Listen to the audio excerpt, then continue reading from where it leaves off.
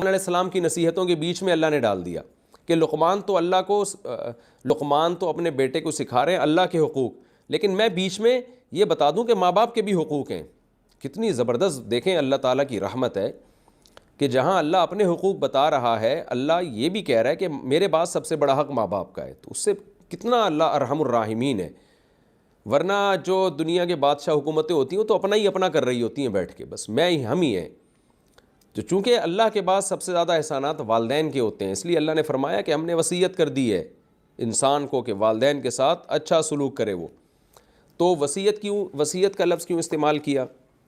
یہ بار بار میں ایکسپلین کر چکا ہوں کہ جب کوئی مر رہا ہوتا ہے نا، اس وقت جو حکم دیتا ہے اس حکم کو وصیت کہا جاتا ہے، اور وہ معمولی حکم نہیں ہوتا، اس میں دو چیزیں ہوتی ہیں۔ نمبر ایک بہت امپورٹنٹ حکم، نمبر دو اس کی تاکید بہت زیادہ ہوتی ہے۔ آپ چاہتے ہیں کہ لازمی اس پر عمل ہو، تبھی موت کے وقت وہ بات کر کے جاتے ہیں۔ جیسے باپ دنیا سے جا رہا ہوتا ہے تو بیٹے کو مرتے ہوئے جو باتیں کہہ کے جائے گا، بیٹا ساری زندگی اس کو یاد رکھے گا۔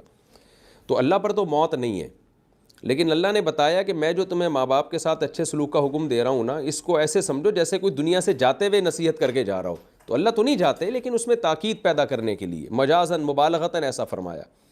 تو وصیت انتہائی تاکیدی حکم کو کہا جاتا ہے، تو اس لیے اللہ نے فرمایا وَوَصَّيْنَا الْإِنسان، ہم نے انسان کو وصیت کی ہے، حکم نہیں دیا، وصیت کی ہے اپنے والدین کے ساتھ کہ یعنی اچھا سلوک کرنا، اور خاص طور پہ ماں کے ساتھ۔ کیوں؟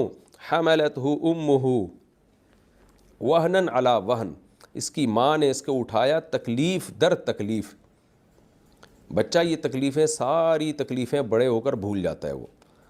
تو پریگننسی کے پہلے دن سے عورت تکلیفیں اٹھانا شروع کرتی ہے، اور آگے اللہ فرماتے ہیں وَفِصَالُهُ فِي عَامَيْنِ، اور دودھ چھڑانا پھر 2 سال میں ہوتا ہے، یعنی 2 سال تک چھاتی سے مسلسل لگا کے رکھتی ہے اس کو، ہر وقت اس کی فکر کہ کہیں دائیں بائیں نہ ہو جائے، 1 منٹ کے لیے اس کو اکیلا نہیں چھوڑتی۔ تو یہ اچھی خاصی ٹینشن ہے یہ۔ اس آیت سے بہت سارے علماء نے استدلال کیا ہے کہ